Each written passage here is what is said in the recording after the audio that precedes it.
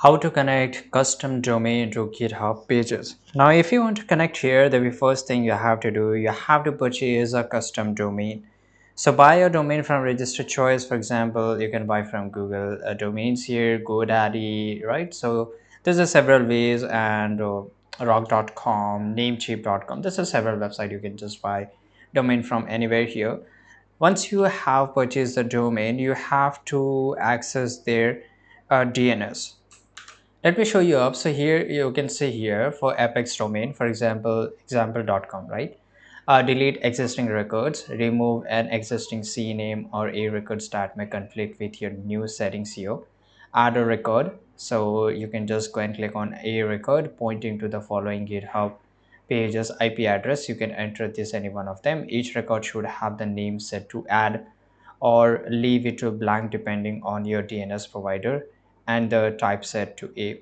For subdomain, you can see here subdomain. There's another record which is called CNAME here. Create a CNAME record to the subdomain. You can enter the exactly same thing which I have mentioned on the screen here.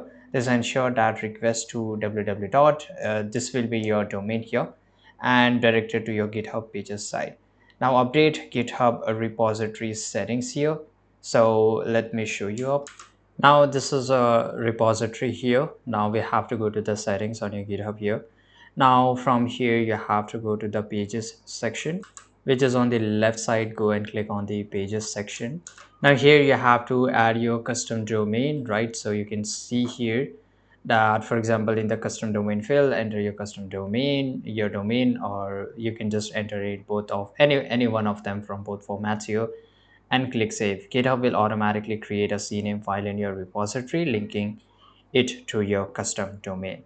Now verify and wait, and after saving the settings, it may take some time, 24 hours for DNS change to propagate, and it will happen. And this is it, guys.